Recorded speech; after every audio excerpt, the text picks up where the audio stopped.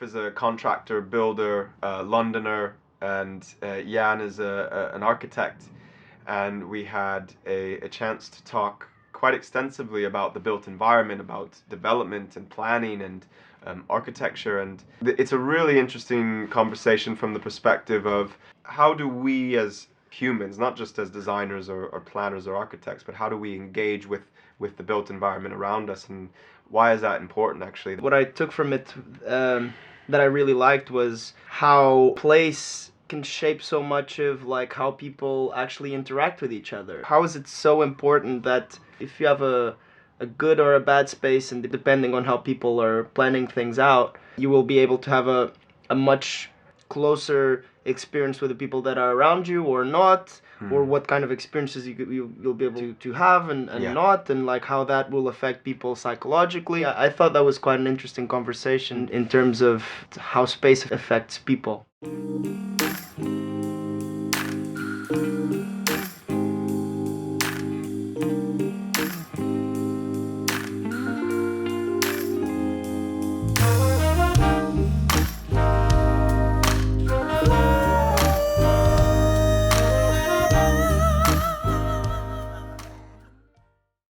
Thanks, guys. I'm here with Jeffrey Lennon and Jan Kattein. And Jeffrey is a contractor and born and raised in London.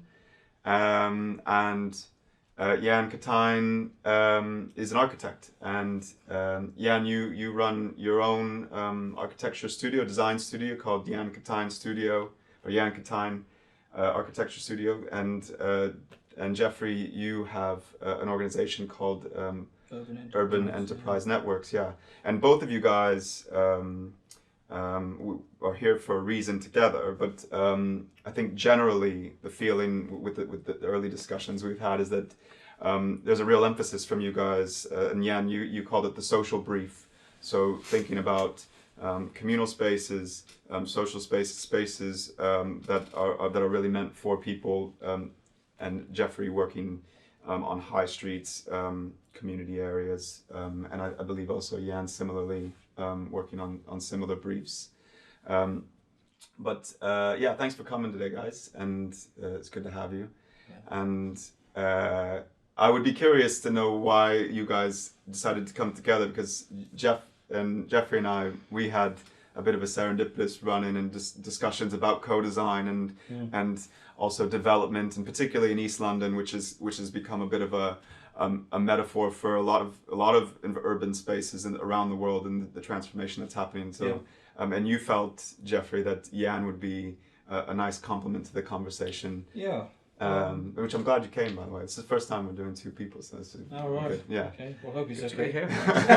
I think it's just to set a context in terms of myself and how I worked with Jan in the past, and just to clarify, Jan works with lots and lots of people. Yeah. So I think in many ways it's been a pleasure for me to sort of actually work with his practice. In the time that I have, and East London is interesting in terms of how we met, because it was actually a client I had, a borough in northeast London, and it was prior to, I think it's probably about 2009. So it was. The Olympics had been awarded to London, and the boroughs around Stratford, or Newham, where Stratford is located, were all beginning to think about how they can sort of improve their, let's say, their placemaking credentials, as London would be, and certainly East London would be, seeing a huge amount of visitors and focus in a couple of years' time. And the remit that I had as a contractor was to look at a particular part of London and see what can be done to upgrade and enhance its main town centres and neighbourhoods. And so there was an aspiration to improve the physical aesthetic of some of these spaces, improve the quality and the look and the feel.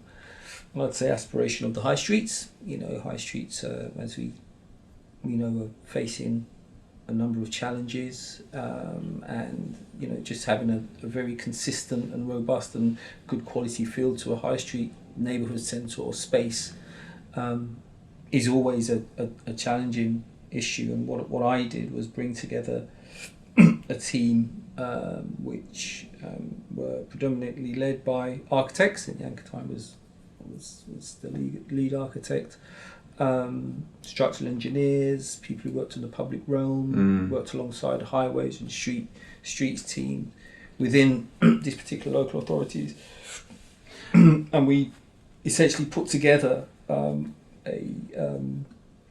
some documentation which set out how a local authority can improve and enhance the quality of its main town centres, why it should do that, both from a physical perspective and then in terms of its people and the sort of quality of the space.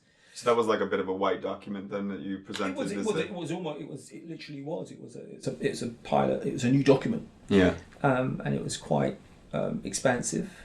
We looked at a number of the town centres across the borough, and we actually sort of delivered a particular piece of work where we actually did make some significant changes in terms of reconstructing a number of residences and retail spaces along the high street over a few 2 or 3 year period, and it was quite transformative. So that was how we met, and I think we've managed to work on a small number of, I'd say, pretty interesting projects since then. So that was how we met. And most of those projects then are in, I guess, across different realms. So you've got the public realm and the high street, and I guess the high street being the main street. We don't use that terminology, but the main street or the high street, and then I guess that also feeds into residential area as well and other public spaces. Is that right? Absolutely. I mean, I think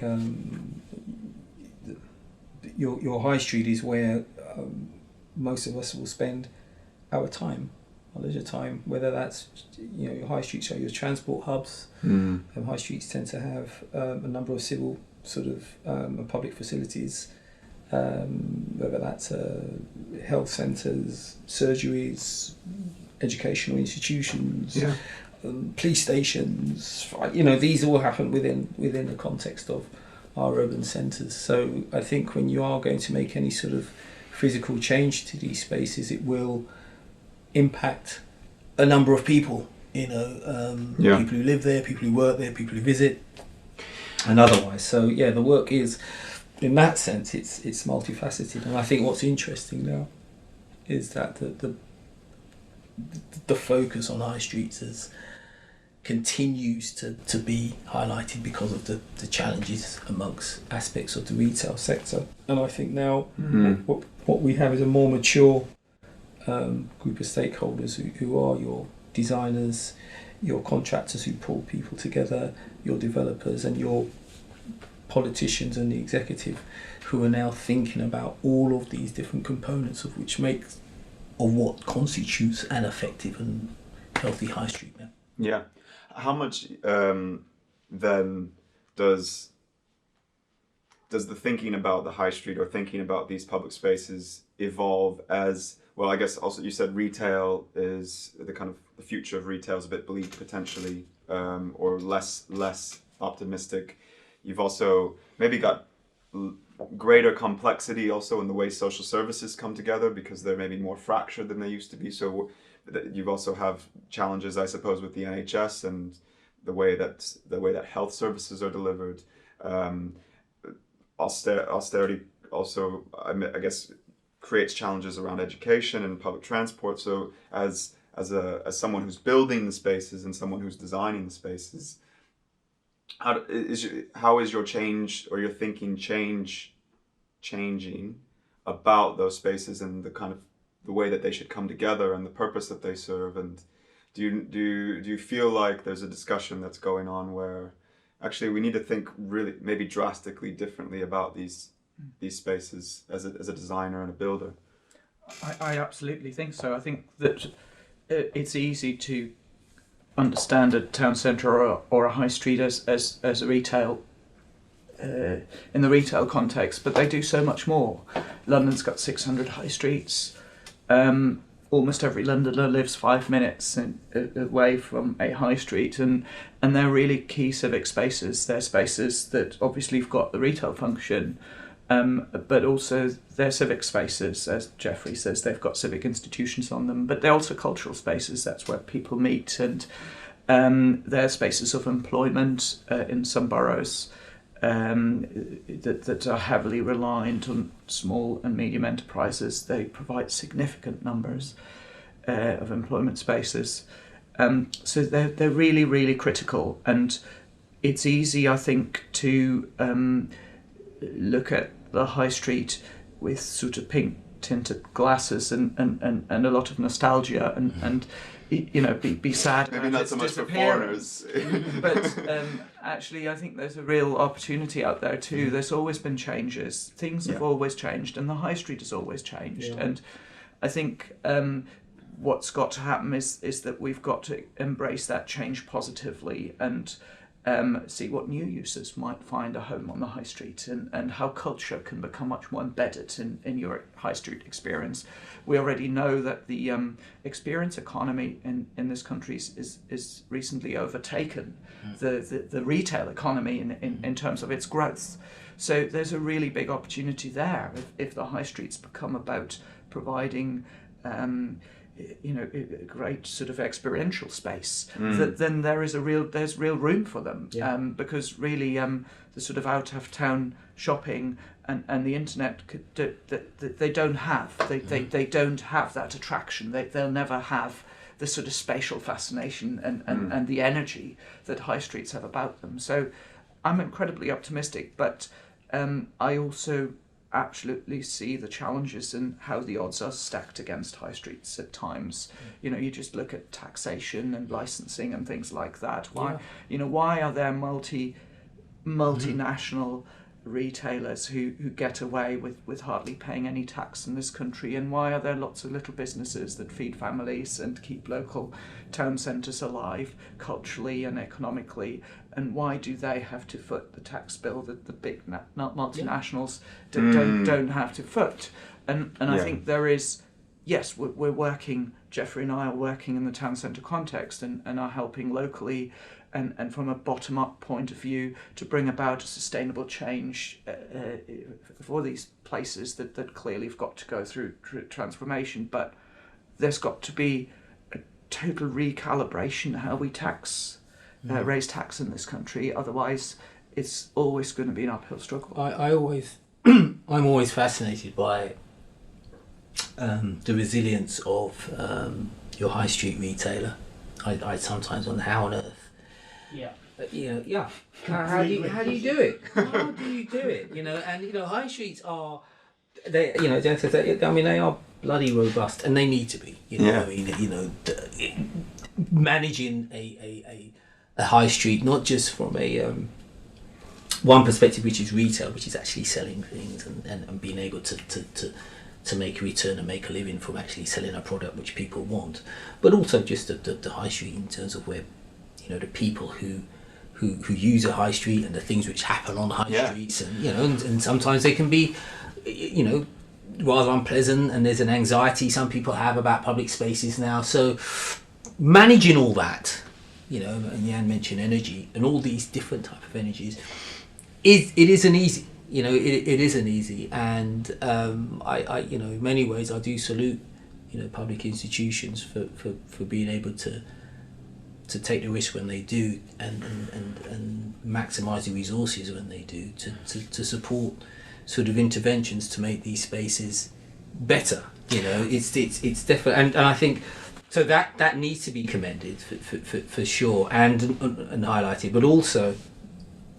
it's very difficult because you've got landowners who have got their own motivations, who've got their tenants, and who retail community and and whatever, and they have to, manage their exposure and their risk in terms of, trying to get a return on their investments and managing these assets.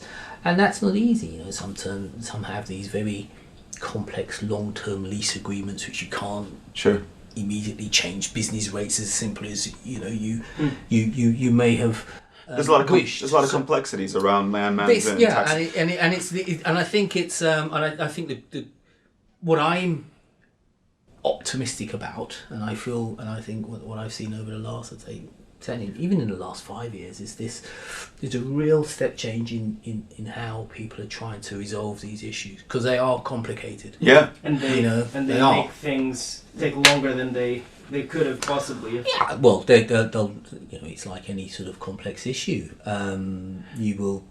Things need to be tried and tested, and some will work extremely well, some will take more time. But I think we're in a space where there's a lot of people who are thinking and moving in the right sort of direction in terms of what we want to get done. When is a council, or when is someone, a local government, just going to take a risk and say, hey, actually, why can't we just curate those spaces? Or what's going on in that realm where people are saying, look, okay, there are maybe some complexities around land management, but maybe we're not taxing that well. And actually vital services are becoming more complex to navigate. Why don't we just put them all in one place? Why don't we subsidize spaces and put artisans and artists there? And let's get rid of Paddy Power, at least one of them. Let's get rid of one of the betting joints. We can keep the betting joints also serve a social purpose. They're a place for gathering. But when is someone going to take a risk and say, actually, we need those spaces are so vital for cohesion and for accessing necessary services, and yet that we're just putting them up to the highest bidder at this point because they're expensive, and we're not taxing anyone properly. But I mean, is that happening? Are councils taking a risk, or are they what's going on around subsidies and getting people in those spaces that are curated, that we like? It's not just who can pay for it. And sorry, just an add on to that question, and why is it important that there is such a change? I think the one thing that one needs to understand is that the high streets aren't controlled by any one organisation or even accountable body. It's a convergence of lots of interests, and actually that's what makes them socially and economically and culturally so valuable. And you wouldn't want to interfere in a manner that alienates any of those players, and that includes Paddy Power, as much as I despise their business model in a way, and I think it's only with engagement and respect and working together and education that we can make a step change. It can only happen over a number of years. The way that regeneration is often conducted in London and elsewhere too is that there's a job at hand which has got to start and a completion date, and actually that's not how high streets work. Yes, you can invest something and complete a phase of work, but really they're a bit like writing a blog. It becomes outdated very quickly if you don't do a second one and a third one, because they're a space that's highly dependable. It's highly dependable on the sort of social economic context in which it exists. And London is changing at such a rapid rate, with different communities moving into different spaces, different retail patterns emerging, and we need to take on, and local authorities are doing that to a degree. There's the role of the town centre or high street manager has become much more prominent and popular in a lot of local centres. And that's a really great first step, because they've got that role of a constant curator, of somebody who looks after things, like a concierge, somebody who cares, who knows everybody, and that makes a huge difference. But we've also got to allocate funding, because without funding, you can't expect social value without investing in it. And you've got to these town centre managers have got to have access to funding, which, if one recalibrated taxation could come from revenue from large retailers that don't actually contribute to social and civic life because they're located elsewhere on the motorway or things like that. So that's how we've got to. I think that's how we've got to look at taxation. Is that those people that contribute to civic life need to pay less tax than the people who don't contribute to civic life. Yep. And then I think the whole system works a little bit better. Because that's actually what also brings life to those places, right? It's those people. It's not the big retailers or these people with a lot of power, let's say. Do you reckon that they also bring energy to these places? Is it? Well, I do, but it's their own type of energy. I mean, could I sit here and suggest that a particular coffee chain doesn't bring a sense of energy to a high street? I couldn't, I couldn't suggest that isn't the case. But I think, is there a more, I suppose, more sophisticated way in which, people can relate to that particular coffee chain or retail chain or whatever sort of product we're discussing? Is there a better relationship that can be sort of curated between people and these retail outlets within the context of a particular space, town centre, high street neighbourhood? Yes, I do. I think that could be much better, to be frank. And I think that's probably I think that your more progressive and quote unquote clever retailer will be thinking about that. Yeah. Because good high streets are good for retailers, right? Good spaces, good places to be are good for retailers. So you have the commercial transaction. You visit my space and you buy. That's purely just one aspect of what Jan sort of set out. That commercial transaction is just one aspect of what people increasingly now expect from a high street. Yes, you may purchase something. Mm-hmm. What else are we going to do here? How are we going to spend time here? What's the experience going to be like for me, my family, my young family, my elders? Because we all play a part in this. So your retailers, we can't afford to divorce the retailers from that discussion. I don't think we need to somehow work together. Create a kind of balance. Yeah. Now, how that happens, I'm not going to say I'm an expert on that. I'm sure there's some really interesting models around, but I do think that is a narrative which needs to continue. It does. Well, this is an interesting point, I think, too, because you want, like you said, who doesn't want a space that works for them and that works for everyone? I guess there's also, like, I just think of the case of the pedestrian street, right? And you could go and you could say, look, hey, in a year, we're gonna get rid of all the cars and we're gonna open the space up.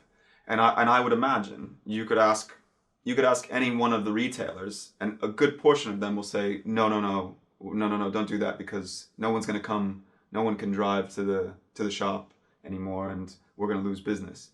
Now that's been proven potentially wrong in a lot of different case studies, right? Where if you pedestrianize a street or you make it more accessible for pedestrians, actually retail goes up.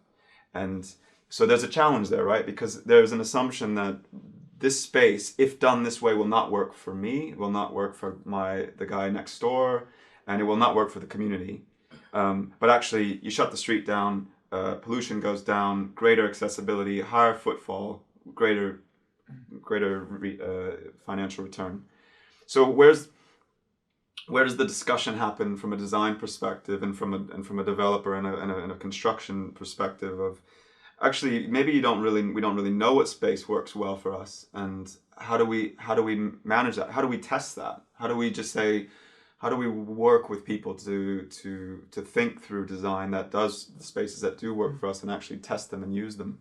I think there's actually a huge amount of knowledge out there, and I think what I always think is my remit being just as much as a designer is as an educator, and you're absolutely right. There's all the research there that proves that a car-free town centre is economically more successful than one that's choked with pollution. And there's no question about it. However, people will always say, but here it's different. Our high street's different. It works in a different way. And it's... Which is, you're just like banging your head. It's like, just shut, you know. Yeah, but they're sort of right and wrong. In that, you know, you can't do a generic piece of research and apply it everywhere because every space and every place is different. Certainly. Yeah. And you know what? Every place and every space should be different because that's actually the key asset of each town centre and each high street is that, no, we're a bit different and we look a bit different and what our offer is a bit different and our experience is a bit different because that's the only thing that high streets have got in their back pocket which puts them ahead of any shopping centres and online shopping is that unique experience. And I think London is wonderful like that. You know, you go to some of the places in London and the sort of different flavours you get from different communities that and you know, it's almost like you could do 80 high streets. You could do, like, in the way that 80 days around the world, you could do 80 high streets in London and have a completely different experience wherever you arrive. And I think what we need to do is we need to be prepared every time to have these conversations again with local stakeholders. Yes, we absolutely need to do generic research, but we also need to be prepared to unravel the conversations that happen locally and the misconceptions and preconceptions that exist. Because the worst thing is that even if ultimately we may be right or may be proven right, is if we alienate everybody. Because then this isn't all going to work. Because we need everybody to invest themselves too in changes. If you do have a business that relies on car-based customers, then that may not be a very profitable business because actually it's been proven that drivers are very poor spenders. Interestingly, TfL have done some research on this, and which makes sense if you spend all your money on petrol. Well, no, it makes sense because you don't. You don't want to stop. You only stop for one particular thing. Go. It's an A and B. You stop, you pick up your pint of milk, and off you go. But if there's a flower shop next door and the butcher's on the other side, you know, that's how high streets work. Is actually, and that's what's so great about them is that if they work, then everybody contributes to everybody else's success. But it's if you've got a business that's focused on selling that one pint of milk to somebody who drives, then, well, you're going to go down if that person can't drive. Yeah. But you've got the opportunity to sell that person some organic vegetables plus the pint of milk plus, maybe a cup of coffee on the way out. Yeah. If you do this right. So it's those conversations that we have, and we've got to assist people in coming along with us through that transition.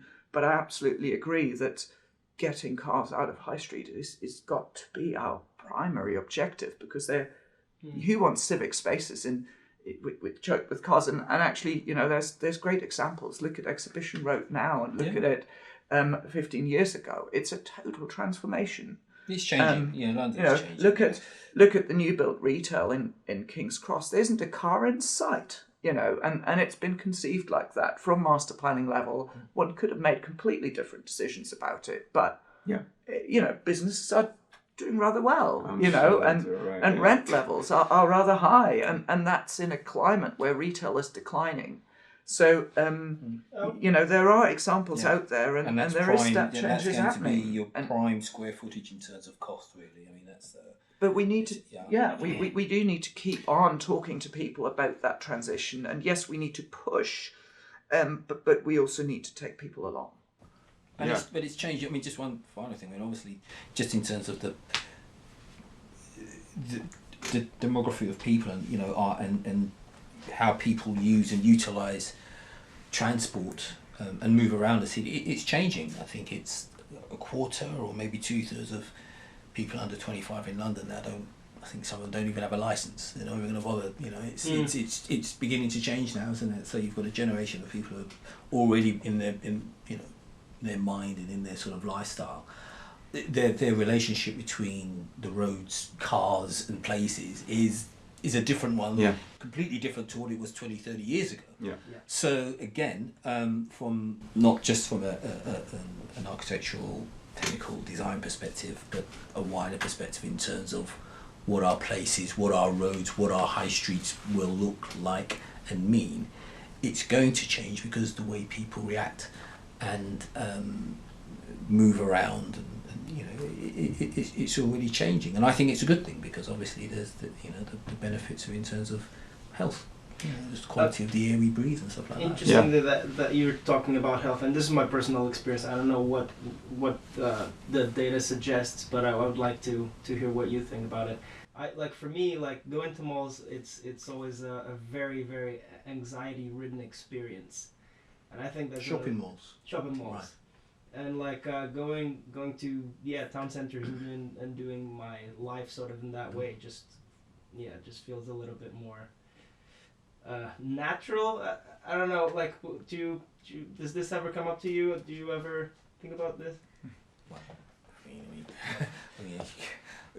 I mean, a lot of that it's a personal experience and what you expect from shopping. I mean, there's one thing we've got to say. I mean, shopping malls are very successful. I mean, the business model for a shopping mall well placed in a city works.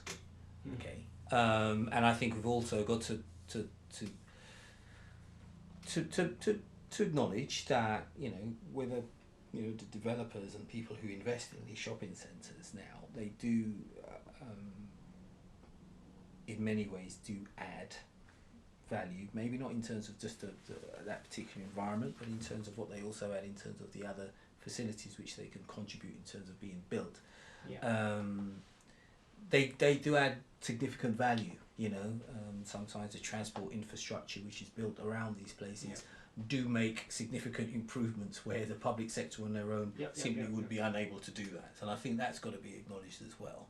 But in terms of if we're talking about an experience, a retail experience, you're right. I mean, shopping mall is one thing. You're inside. You've got a particular way you've got to traverse and shop, and I don't know if that's as mostly comprised of larger organizations. There's very few kind of local. Yeah. I mean, for me, sometimes it's not even about the shops that are there. It's just like my experience with the space. I don't know. I feel like if I'm there for a bit too long, I start getting stressed out. I have to disagree with Jeffrey. I think there's one of the most, in urban terms, one of the most divisive institutions that we've invented in modern history and modern town planning. I think they, whilst locally they might provide employment, and that's how a lot of the discussions, that's why, how their success is often celebrated. They do literally suck the life out of their competitors, and the wider urban context. They're exclusive and introvert. They don't give back. A good high street gives back. It's connected to its hinterland. It's that social space where people meet. It provides public services.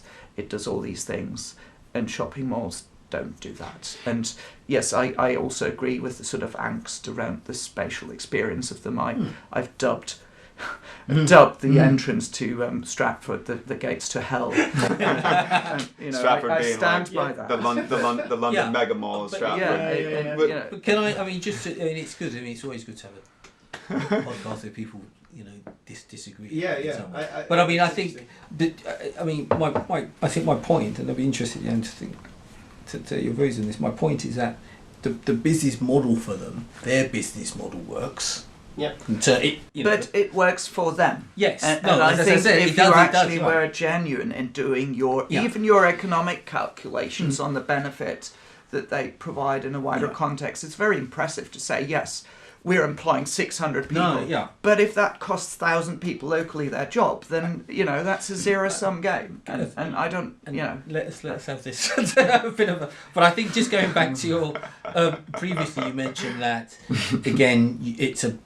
It's a matter of educating the stakeholders involved in what we're trying to do and make our places better. And I just think, even though our views may be informed from academia, from personal experience, whatever, in terms of how we view a shopping centre or shopping mall, lots of people do go there and utilise them. When you go to a shopping mall, you do see.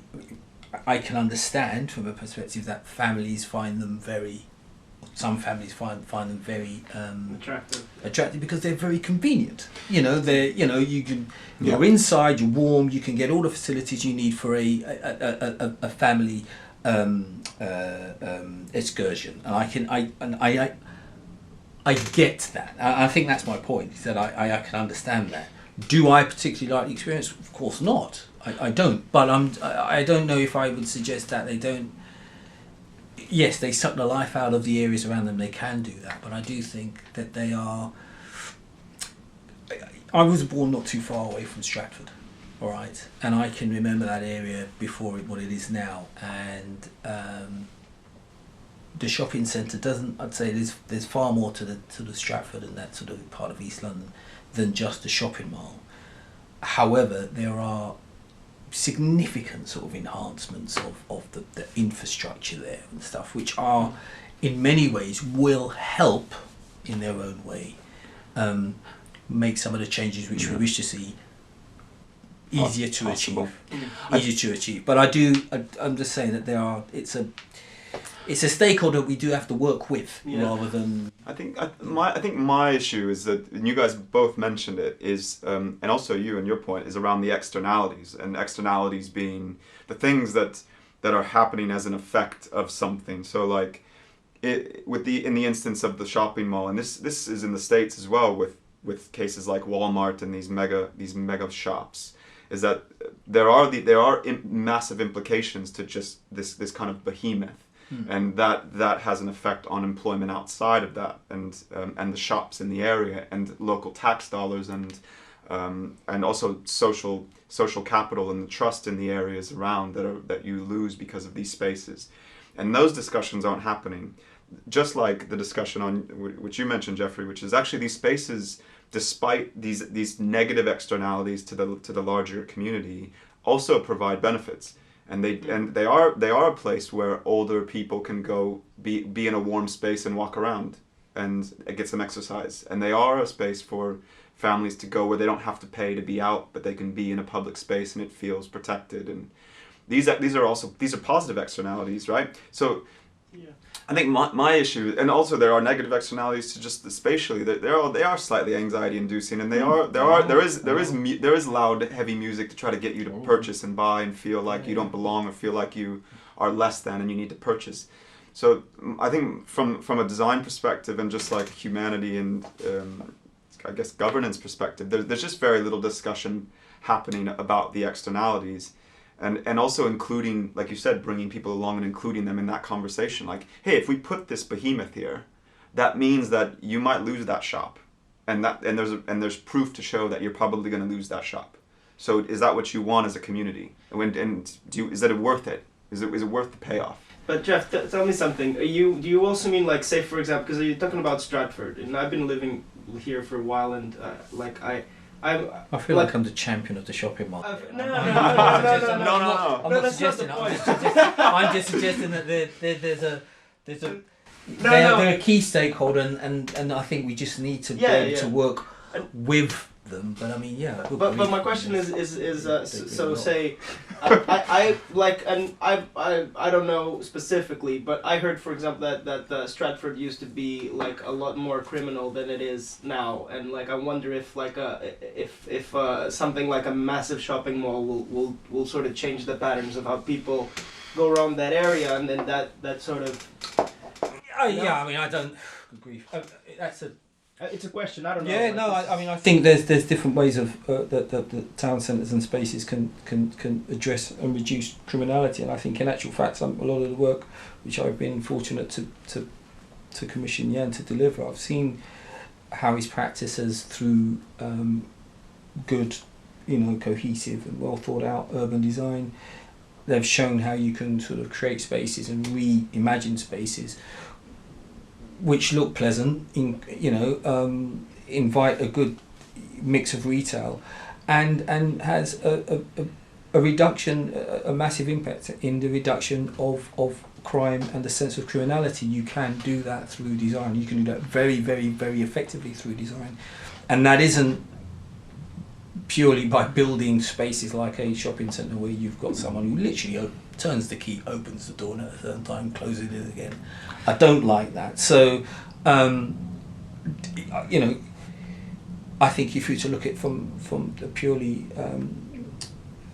statistics-based perspective and look at sort of qualitative data, is there less crime around Stratford because there is the Westfield shopping mall as opposed to before?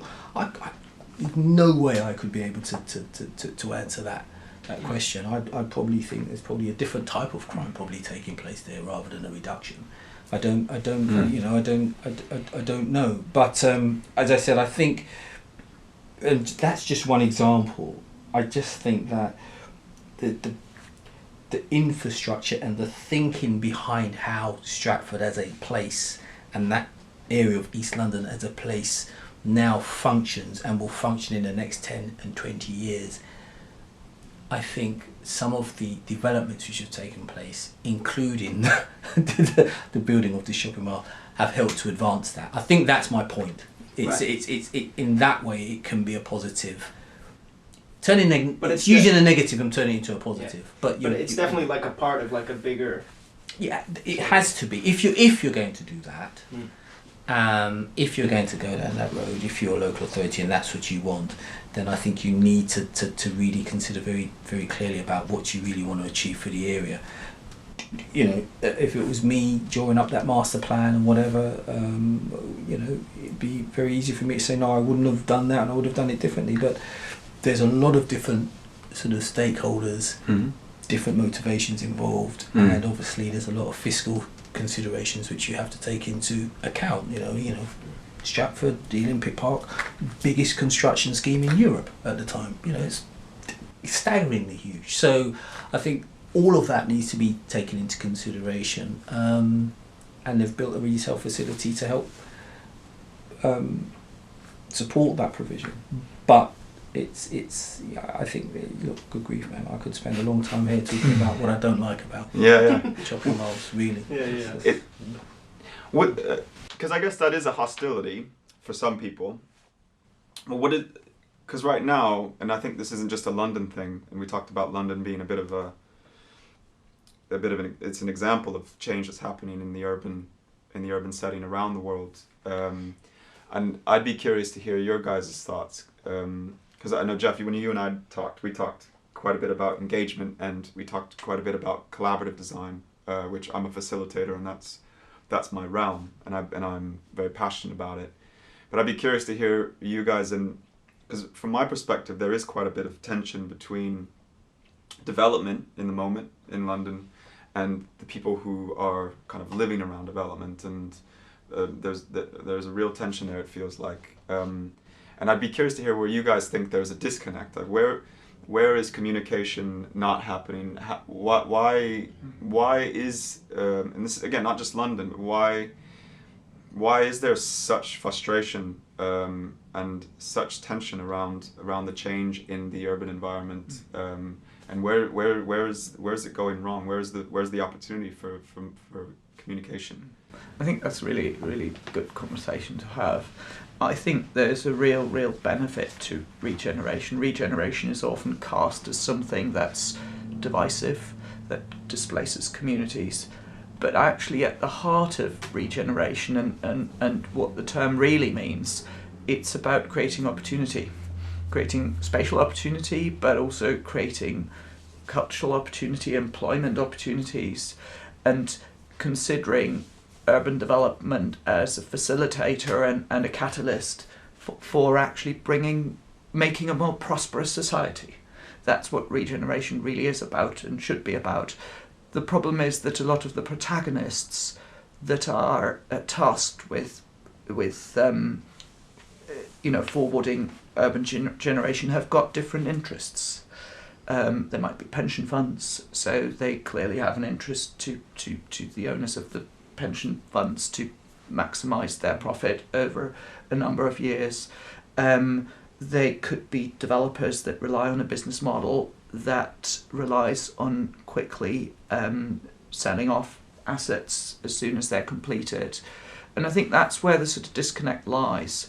I'm not at all opposing development. I'm not opposing people making profit from development when they in fact invest themselves in taking risks. That's all perfectly fine. But I think there's got to be an exchange, and that exchange isn't happening. You know, if I live somewhere and you know, the environment around me is being changed drastically, then there's real opportunities in there for me and my community too. But if those opportunities aren't realised because the only thing that happens is that I'm being rehoused and that the plot where I used to live is being flogged to maximum profit, then I think that's where the problem occurs. Yes. You know, the city belongs to everybody, and regeneration projects, and there are regeneration projects that have shown that everybody can vastly benefit from regeneration. But it's if their interests aren't properly represented, if the public sector is decimated by funding cuts so that they can't take a stake in projects and actually represent me as my accountable body that represents me, that's when the problem occurs. Because let's be honest, a pension fund's never going to have social credentials because that's not their interest. And you know what? I don't blame them for that. No. That's okay. They're responsible to their shareholders, and that's what they should be. What that is, and for the viewers, what that is. The pension funds funded development. Yes. I mean, pension funds are actually something good. You know, they are saving schemes that people pay into, that invest money that people pay into as they work to pay them back when they're retired. That's a great remit to have as an organisation, and there's nothing wrong with that. But if that's the only remit you've got, then you're missing out everybody who's just living at the moment and here and there, because you might be based in another country, investing in London, you know, and all your accountability is to your clients in that country who are paying into their pension to give them a safe pension back at the time. There's nothing wrong with that, but it's wrong if that's the only. Where's the opportunity then? Because surely also as an investor, if you're a developer and you're saying, look, the best way I'm going to get a return on funding or return on investment is if I just insulate and make a really good design here and just for the people who are living inside, which is really short-sighted actually, right? Because if you're a developer and you build that building over there, you want the entirety of the community to thrive. For that investment to be a good thing, to still be good in 50 years' time. And where is the possibility to for developers or for people who are investing in the urban environment to say, well, actually, like it's in my benefit if we're also adding social value. My investment's going to be much more lucrative if we can ensure that everyone's winning, not just the people living in my flat. I think that's starting to happen. It really is starting to happen, and some of the big developers and investors are starting to realise that. And there are some schemes starting to come out of the ground in London that are like that. But not everybody's thinking that way. But I think it's being prepared to work in a slightly messy environment too, because you've got to, you know, engagement is a messy process. Yeah. You know, you start off on a journey that you don't quite know what the end result's going to be. But in order to take people along, in order to bring people on that journey with you, you've got to be prepared to do that. And quite often that isn't done. It's often messiness is often seen as a risk, where actually it isn't a risk. It's an opportunity which actually mitigates other sorts of risks. Risks of public unrest, planning risks, and all these sorts of risks, because fortunately we live in a democracy and people are accountable, and what will happen is that there'll be payback time at some point if you don't take people along. So in my mind, working in an open way, with an open brief, with a journey where you clearly state your own interest in the project, it is a really good way forward, because then if everybody states their interest, then we can make a compromise. If the pension fund says, we've got to get 500 flats on this, that's the minimum that the investment needs to pay back, then, a community may be very, very well prepared to accept that. But they might say, well, yeah, if you're doing those 500 flats, but we also need the public grant to work. And we'd like you to invest in the local high street too, please. And over there's a playground that needs looking at after, because you're bringing 500 new inhabitants to the area. And once you have these conversations, then you can come up with really sort of sensible compromises where everybody sees the bit of benefit that they get, and that's not happening. And it's more and it's more than just the offering contributions, which is obviously part of development takes place, Section 106. So Section 106 being that developers have to invest a certain amount back into the kind of the social realm as part of their development. But it's that, obviously that's a requirement. That's a good a good and crucial thing. But it's more than just a developer now just having that agreement with a local authority. I think the more progressive developers now are thinking, how can we help utilize this contribution in a better way over a longer period? Because again, it just helps them embed their business model. That's what a development is, isn't it? It's a long-term commercial transaction, isn't it? You build something, you want tenants in there, and you want to receive a return on that investment, and that's fine. But the quality of that transaction and what feeds into that, and how much as an organisation you're willing to put into that, is now more of that narrative is more is given more credence and is more of a priority, and it's the quality of the narrative is better, and that's a good thing. That's something I've observed, and it will continue to get better as well. The quality thing is such an important conversation, and I think building on what you're saying, Jeff, and also Jan, what you're saying essentially, and as a facilitator and a design, someone who works with communities, and we try to push as much as possible. We don't want a fully formed brief, because you need to include you need to have some kind of collaborative conversation to understand where it is that we're actually headed. Obviously we know we're going to build something over there, but the way that we kind of cross the river, if you will, we'll have to kind of feel where we're going, which is a scary process. And actually, and I think you might make the same argument that that's what makes the best designs, is when you can really understand the collective need, right? And I think the mindset is not fully there yet. Like, I went to a quality design conference, and this was run by one of the ministries, and you had all the major names in the built environment there, 500 plus people, and they ran a workshop on engagement, and it was entitled "How to Win the Hearts and Minds." Engagement for a YIMBY, not a NIMBY, and NIMBY being, for people who don't know this terminology, NIMBY is not in my backyard, right? So there is this understanding in the development and architectural world that if you build something, there's going to be a lot of protests, and there's going to be people who say, not in my backyard.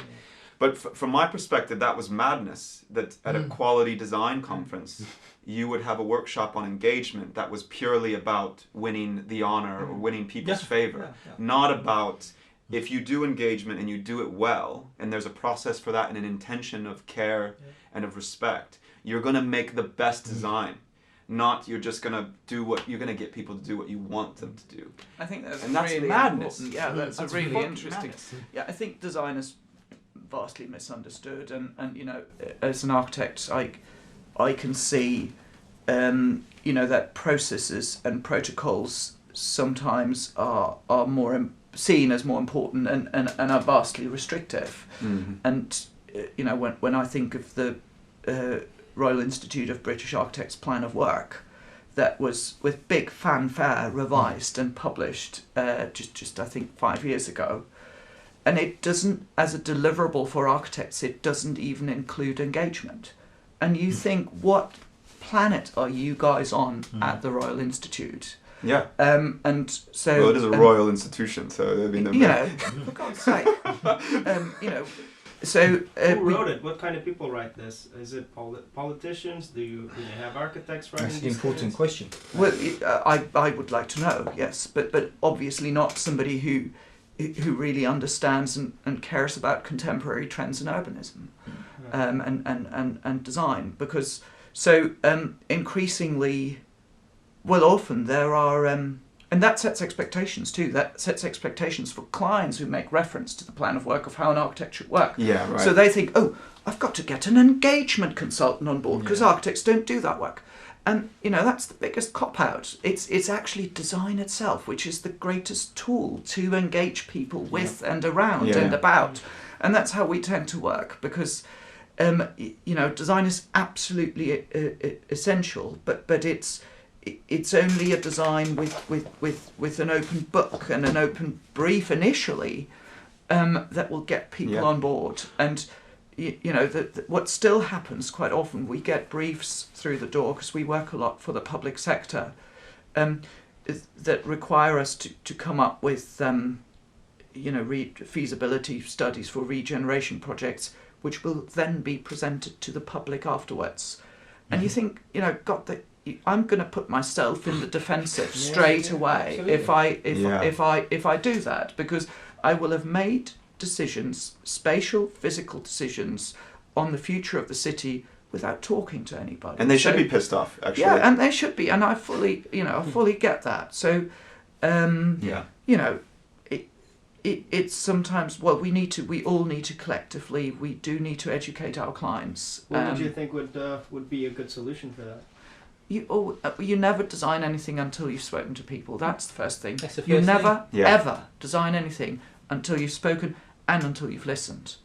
And, you know, yes, I think the other thing that's often done wrong is you know, where co-design is being hung out the window as this big amazing thing. I think there's also something dangerous about that, because actually co-design can lead to the lowest common denominator if it's not done properly. Co-design, communities don't tend to be very good designers, and I think you know, from an informed community group, they will learn that you listen to them and that you take their word seriously and that there is trust, and they're quite happy to trust you as a designer to make decisions on their behalf, and that's a much better place to be. It's so because important. It's also about managing expectations. You know, it's not just about what a community wants. A big part of it is what a community wants, but there is also there's planning, there's policy, there's local policy, there's regional policy, there's national policy, there are environmental standards, there are safety standards. You know, there obviously is the big elephant in the room of who's going to fund that and what their interests are.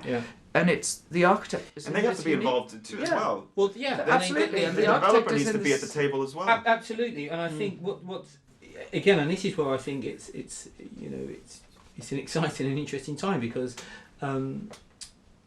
that's, I mean, all of those issues need to be, you need to inform your, you don't want to call them beneficiaries, but the people that you're working with and the people who will be impacted by a lot of these works.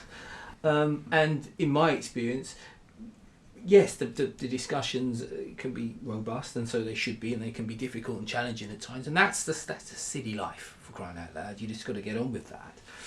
But the quality at the end of it is it's far greater. The quality of the work, the quality of the debate, you know, it's far greater. It has more meaning. There's more depth to it, and I think that, and people appreciate that.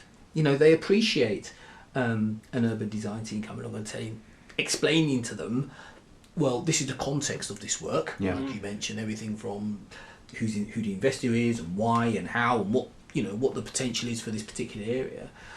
People will appreciate that narrative, that sort of discussion taking place, and them being a part of that, because I mean, and I have seen this where you have that, well, it's a community-based project, right? And you think, well, okay, that sounds fine. Well, what does that actually mean in practice? Because we are talking about, whether it's public funds or private funds, somebody is taking the risk to actually make these changes, and we have to reflect, and we've got to appreciate, we've got to acknowledge that, we've got to manage that. There's a responsibility for that, and by simply saying, well, this is a community project and we're going to do what people want, it's not as simple as that. And to be quite honest, it's quite a lazy approach actually to trying to make places better by just saying, well, it's just a community thing, we go and engage, we have a couple of workshops, and then we make sure whoever gets the architectural brief implements that. Which I think to yourself, well, you can literally come up with anything, and then you're putting a lot of pressure on a design team and engineers and anything to basically implement something which for some very practical technical reasons may never ever be, or if it is going to happen, it's going to cost a huge amount of money. Well, that's part of that's part of the thinking. That's an issue as well. I think is that the architect is also a stakeholder. I mean, and that's the thing is like it's not just about the people who live in that space. They're a very, very important stakeholder. The architect has a studio. They've got to put together a design that works and that they can sell and that they can do future work with. The developer has to create something that's an investment. And the point being is that everyone that's at the table has an individual interest, but there is a collective interest to make a really good design. I think if you asked everyone at the table, hey, do we want the best design that works collectively for everyone? I think everyone could agree with that. But I think that the issue or the challenge is, and in what you're saying is like, as architects, we're not even expected to be somewhat engaging or to we're be not expected to be facilitators. on the table. We're not expected to be at the table even. You know, the engagement consultant writes the report, and that's how you get feedback on what you've drawn. And that's such an antiquated way of working. It just really, it's not collaborative. It's not engaging. You don't work as a team. But the other side of the story that Jeffrey just sort of seemed to suggest is it's not always about design, which is interesting too. And these things only come out in conversations. We were working for one of the UK's biggest housing associations on a project in London where they wanted to do lots of infill development on an estate. And they tried with 3 previous architects to get this off the ground, and it had always faltered on the objections from local people who were living in the estate. And so the housing association came to us and said, Jan, you know how to work with communities. Can we have another go at this, and can you come up with some solutions? So we went through a long engagement process to make sure we've spoken to lots of people individually and that we'd really taken them on that journey. And what came out in these conversations was that actually people were not objecting to development. They were objecting to the to the principle that we're developing on their estate, and that then the local authority would be able to nominate residents to those new dwellings where there was great housing need on the estate itself, with overcrowded families and family members having to move out of London. And you know, the moment where we got the local authority to agree that there'd be a local lettings plan where actually people from the estate could move into those new dwellings, all the objections fell away and we had massive support. But without actually speaking to people on the ground what in detail their concerns and their worries were, it wouldn't have ever happened. Absolutely, and I would also disagree with the wording. I think absolutely that's design, because and I think this is part of the issue with design is the terminology. That's design because from my perspective that's meeting a need, and creating something, whether that's a service, a program, a policy, a space, is essentially design if it's addressing a need. And I think that's part of the issue. Is the language, and architecture I think is partially at fault of this. It's like the designer comes in and makes the spatial decisions and that's all design. Well, actually the design is also the ways in which we're supporting interaction. It's the ways that we're addressing the needs of people in that. I think it's an absolutely fantastic example, because that is what should define in the ways in which the development moves forward in a holistic way, right? The communication we use, the policies, everything. So I think it's a great example. I mean, holistic thinking is just so essential. I'm glad you sort of pointing that out. There's so much us and them going on, and that's where it really all falls down. And you know that includes we've got to include communities in that too, pointing at developers as them rather than, we've all got to open up. We've all got a duty to open up and ask questions where we don't agree, but also listen to what people really have got to say. Then I think the architect is in this amazing place where you're quite right, they have an interest to do a good project, but mostly they have an interest to do a good project. So they're in a really good place to be this mediator, this person that can represent community interests, but also represent interests from local government and policy context, and represent a developer's interest. But because they know fair well, if the developer's interest isn't represented at all, the project is just not going to happen. And I think... And that's their key client, essentially. As architects, we're missing a huge opportunity to take on that nodal role that's becoming more and more important. It's key. It's absolutely key. I think, and especially when you can't remember your terminology when you said that there's that sense of us and them, which seems to be... It's actually, I mean, it's debilitating to many projects. It's hard to get, if you're working within that environment of us and them. That is a huge hurdle just to get over. Regardless of the technical sort of architectural sort of thinking and what potential design options there are.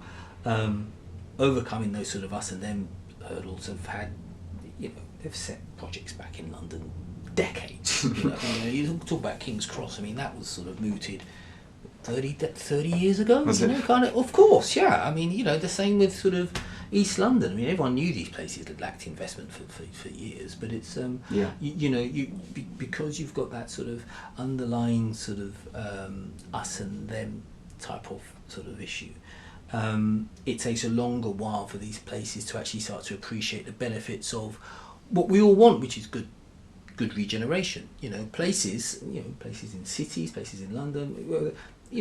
Some places do need to be regenerated. Yeah. Some of them are failing. The buildings are sort of suffering from obsolescence. They're not in a good physical space at the moment. They need changing. And the people who live there deserve to be living in better environments. Okay? That's your really your starting point.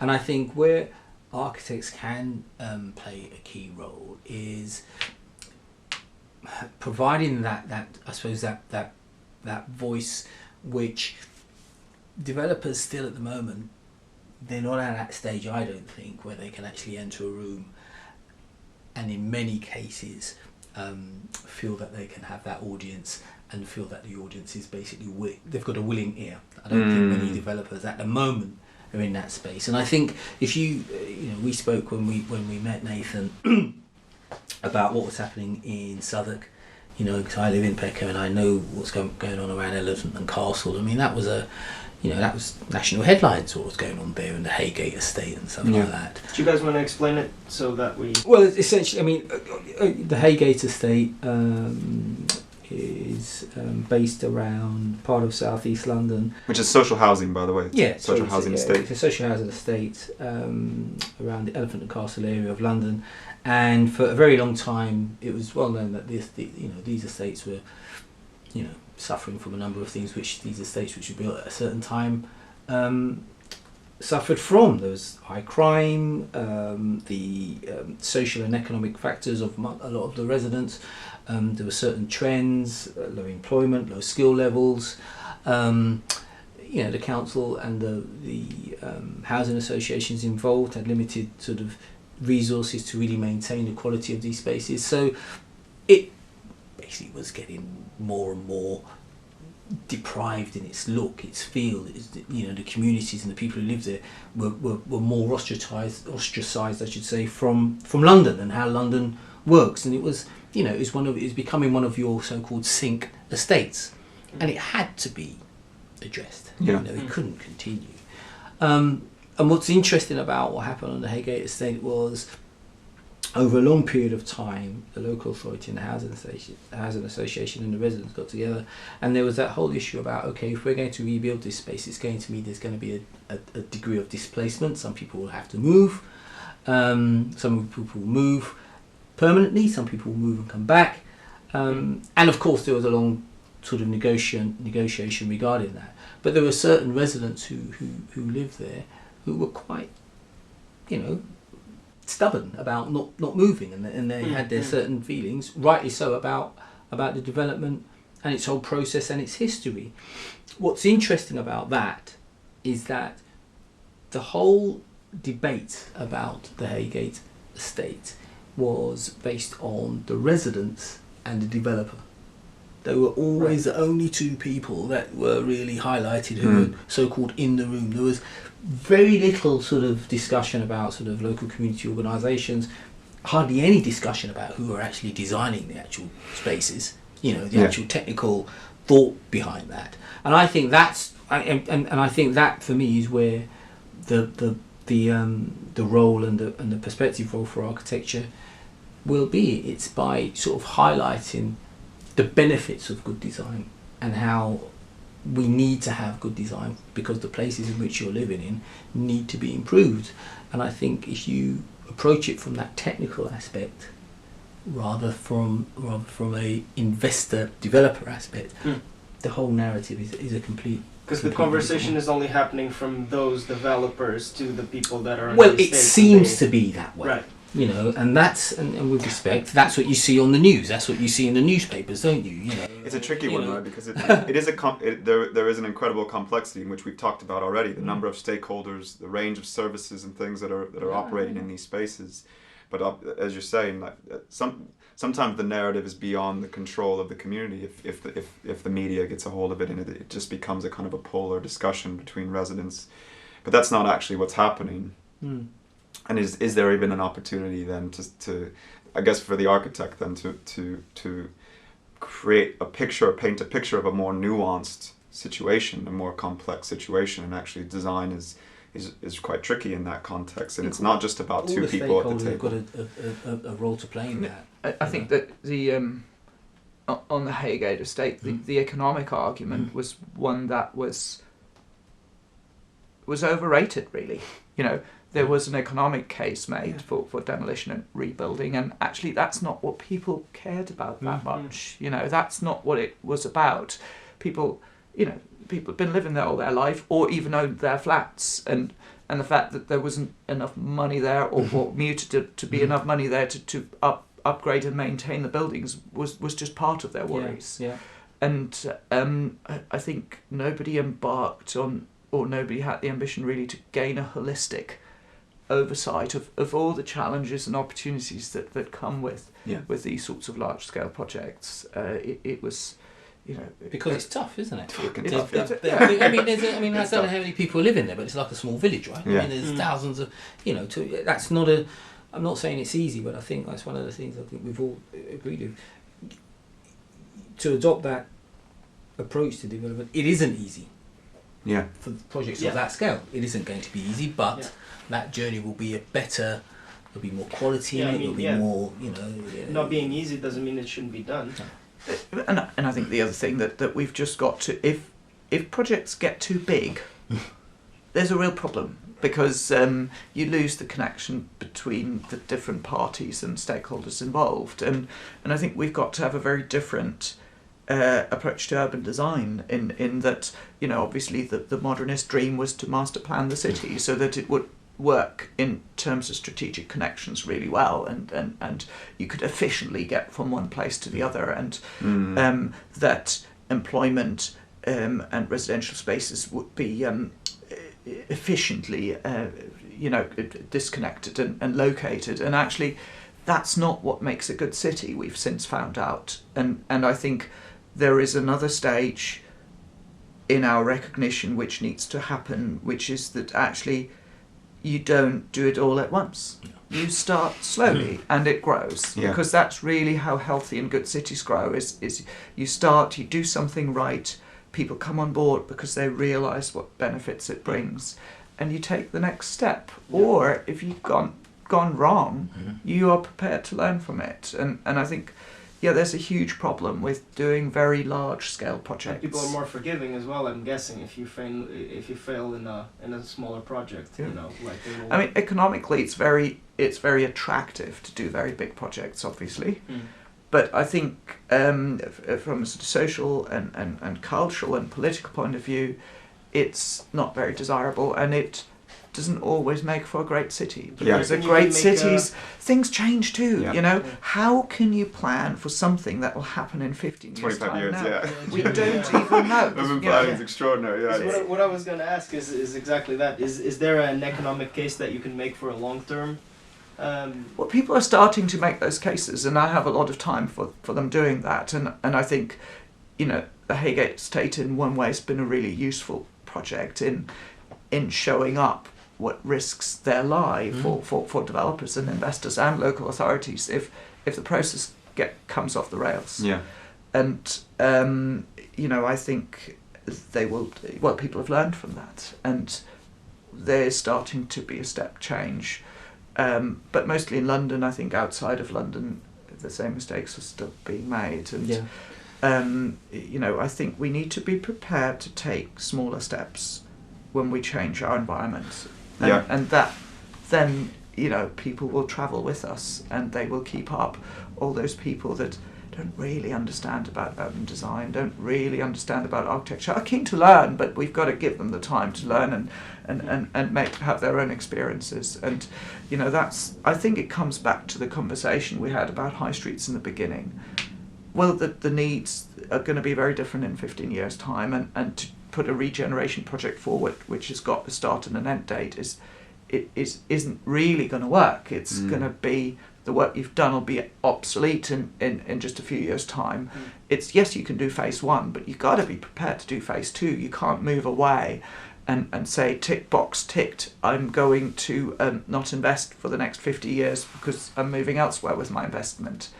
The city is a changing organism, and we've got to feed it constantly with new ideas and new creative impetus and initiatives, and I think that applies to regeneration too. Cities aren't built in a day; they grow and they change. Can I ask a question? I mean, so are you?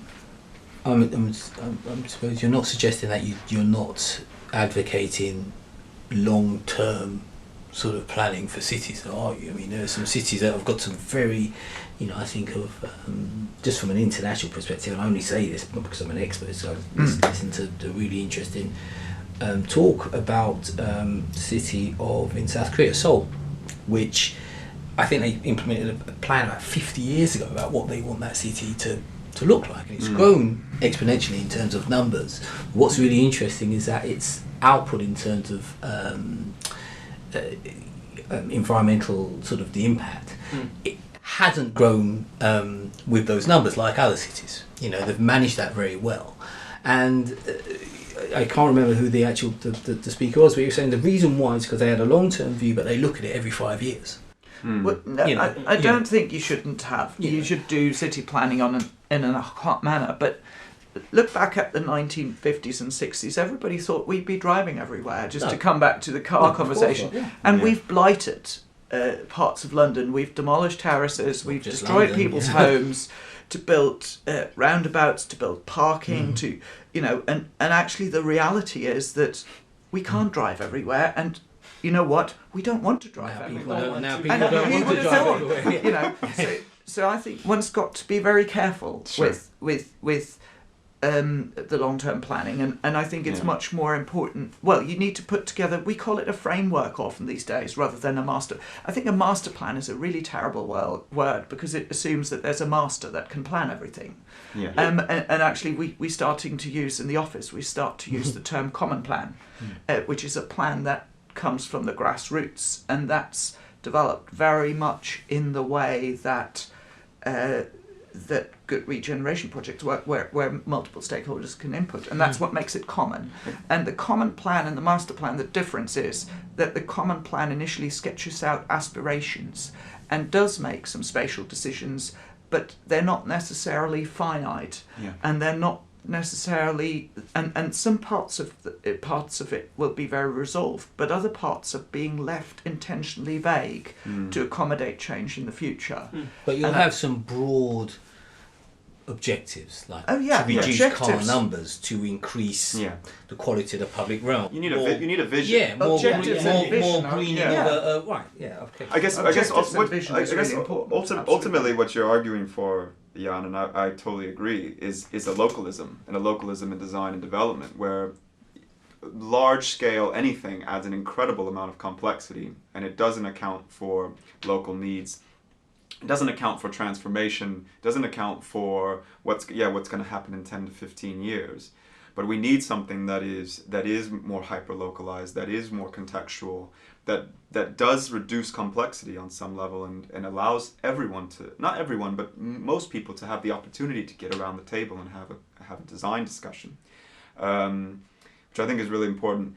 I don't want to take any much more of your guys' time, and I appreciate you guys coming. I'm sure we could have gone on for some time. Yeah. It's super interesting. But I appreciate it, and it was good to hear your guys' perspective. And Jeffrey, thanks for bringing Jan along. No, it's no, good, it's it's fine. good to Thanks have for you. having us. Yeah, it's good to have you. Great. And There's a lot more to say. thanks, guys. I appreciate it.